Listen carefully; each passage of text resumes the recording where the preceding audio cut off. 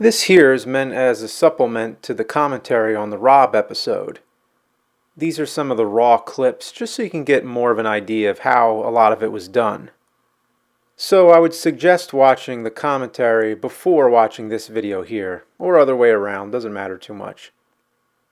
So these are all the green screen shots of R.O.B when he's in the city destroying stuff. Pretty self-explanatory. Had him on a fishing line. That's about it. Okay, so what you're looking at here is the shots where all the controllers are coming after me. All the video game consoles are being electrified and coming to life. And again, it's very self-explanatory. Just had a string on the controller. Same thing I did in the Mario 3 episode. Very simple. But hey, I guess it worked, because a lot of people would ask me, how did you do that? And I didn't think much of it. I figured it was a pretty cheap effect, but it must have worked pretty well. So this is where the electricity is going through the wires, so I'm just pulling on them a little. This shot here, this is where everything happens on the TV. So I'd have all these backgrounds loaded up, and I made a DVD to put in the DVD player because, I could comp it all in later, but it's kind of easier when you just have something on the TV to begin with.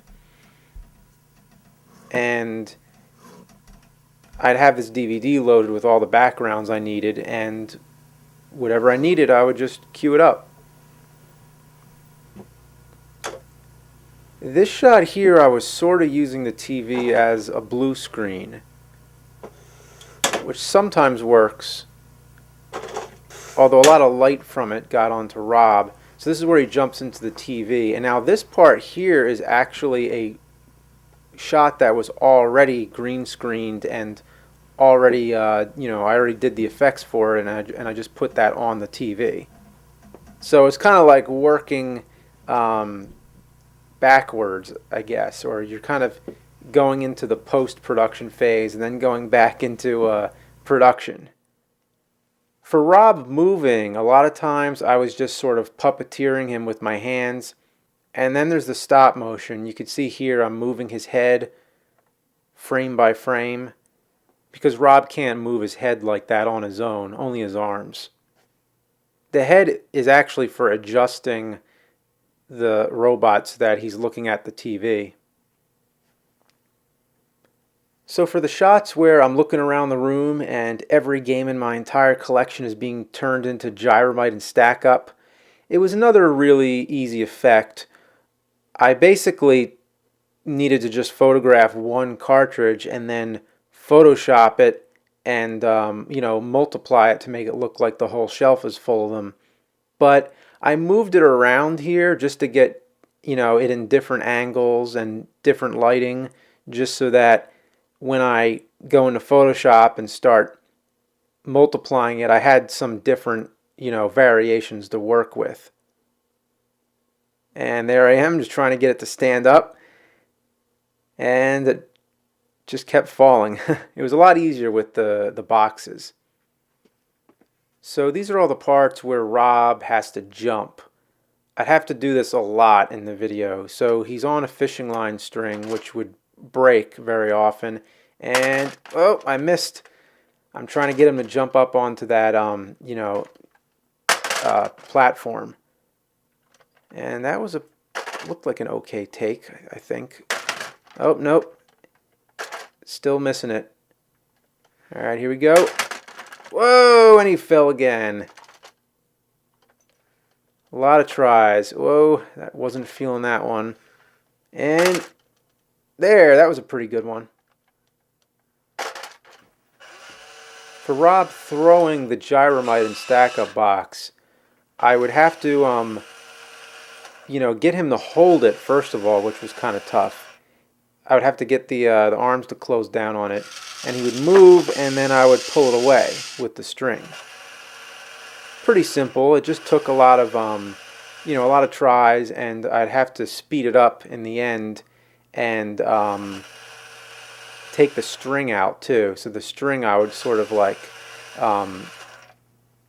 I would use different masks in Final Cut to get the string out of there.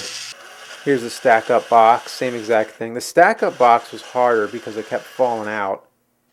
And right there, I'd pull the string. And keep in mind also, Rob has to be looking at the TV in order to control his arms like that. So he's actually looking at the TV when he's supposed to be looking at me, and I'm in a different part of the room. So you don't notice because of the carpets underneath him, so you don't really have a sense of where he is in the room. This is the shot I think everybody liked the most, maybe. A lot of people ask me, how'd you get all those controllers to start going? And all it was 2 broomsticks with strings on them. So this is pretty self-explanatory, but it came out pretty well considering. So here I am just pulling the strings. You can see I'm wearing pajamas there because I'm, doing this all hours of the night. And I don't think I got dressed in regular clothes for a long time. It was like a week filming all this. So it was just like I went into hibernation to get this video done. That's what I always do though. This one especially was really tough. This part was the only part where I needed help. So my wife was actually helping out. She would pull the controllers away, and see it's under my back there. I'd have to like try to arch my back so there was room. The idea was to pull the controllers away and then reverse the footage so it looks like the controllers are coming after me and wrapping around my arms. I'd also speed it up a lot. This was the same exact technique I did on the Nightmare on Elm Street video many years before, so it's just my old tricks, nothing new.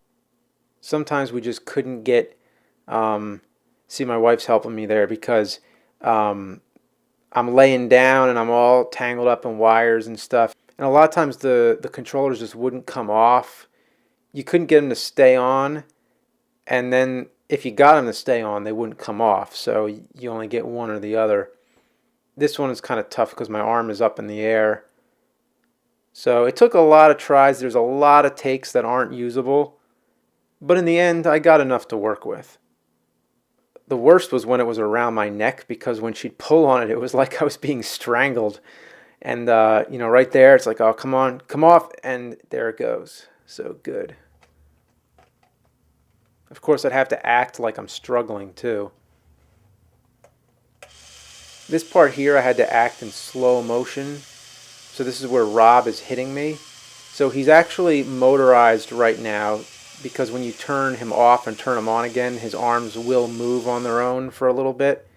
So, yeah, it's basically just slow motion, just getting hit in the face. Here comes another take. Boom! All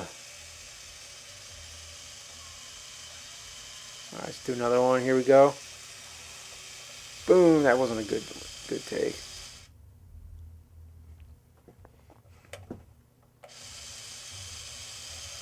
Boom! Here it comes, here it comes.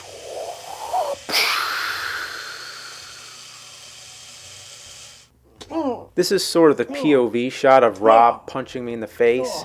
And really all it was just me lying on the floor all by myself with a camera.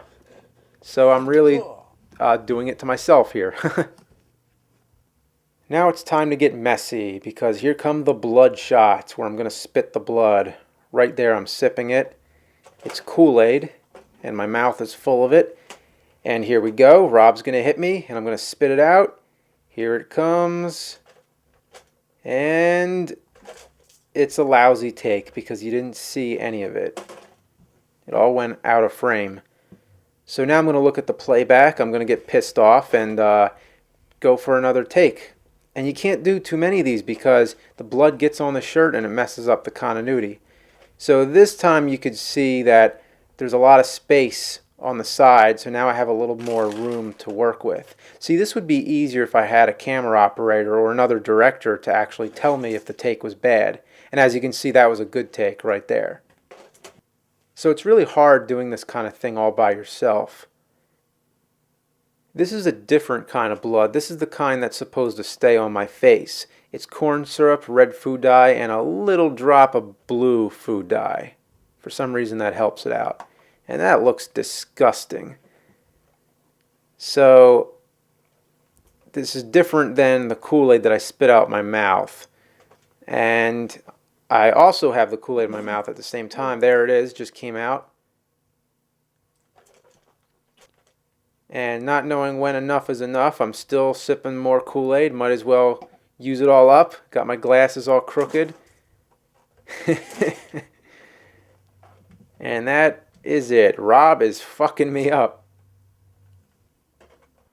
This is the green screen of where I'm flying out to fight Rob, like a big Ultraman battle or something out of a Godzilla movie.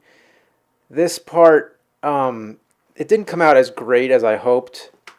You can see right there my limitations on the green screen. I mean, look at that. That's all the room I have. So I'm looking in the camera constantly, trying to make sure that none of my body is going to go outside the green. And even that clamp up there on the top is really annoying me. I just don't have much room to work with. And with green screen, you have to stay far away from the screen because you don't want to get any shadow. And you don't want the same light that's on the screen to be the same light that's doing you. Somehow I hit myself in the chin there. It's going to be some real blood. How did you do that? It doesn't even reach my chin. One of the fun things about green screen is that you don't have to move the camera around very much. To get all the different angles you need, you would just, turn your body around. And I wasn't exactly sure what I was going to be using. Well, I had a pretty good idea, but I wanted to get as many different variations as I could so that I can, have a lot to experiment with when I'm editing. That's in case Rob is on my other side.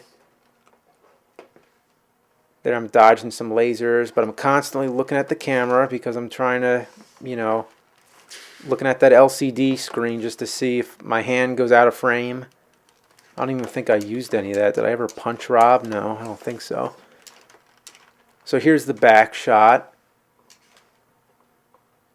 Actually, it's pretty impressive I managed to stay inside that green as much as I did. So this is one of the last shots I filmed. So that is where the wall gets broken and Rob is behind it destroying the city. That's all it was. I just threw a green screen on it and decided, just figure it out later in Photoshop. And it worked out. Right here, look at those clamps holding the power pad on me. Don't clamp them on your skin, by the way. It hurts. So I don't know what I'm doing here. I think I'm getting the costume ready. And looks like I'm about ready to go. Here I am focusing. So I'd usually zoom in, I'd focus on something and then zoom back out. I'm looking at the camera, I'm looking at the LCD screen, trying to see if I'm in focus. And you could see I'm having some trouble because the light is causing a glare. And after you stare at those lights for a really long time, you just start to go blind. So I'm really straining here and totally exhausted. I mean, if you look at my face, I am completely whipped by this point. So I've been filming this thing all week and I'm trying to get through my head. What am I doing? I'm like, what the hell am I doing here? All right, so Rob's coming in and I'm going to touch the TV. I'm going to grow huge. The idea being that the TV sends a surge of electricity towards me, that after Rob dove into the TV, now the TV sort of took on some kind of supernatural, like magnetism. So now I touch it and I grow big. So here I get up off the floor, got all my gear ready. I'm ready to go fight Rob. There he is. I'm looking at him. And now I touch the TV and I'm going to grow big. Takes a lot of imagination. So that's all the main shots, all the most important things. If you have a cat, by the way, cats are very fascinated with Rob the robot. Earlier, Boo here was going nuts trying to attack the thing, but I was too late with the camera because now he's kind of, you know, starting to get a little bored with it. So there he is. He's like, all right, I'm done with that. Here he comes again. Just sniffing around. He's like an inspector. He just always has to come into the room and see what's going on. Yep, that's Boo. And that's Rob.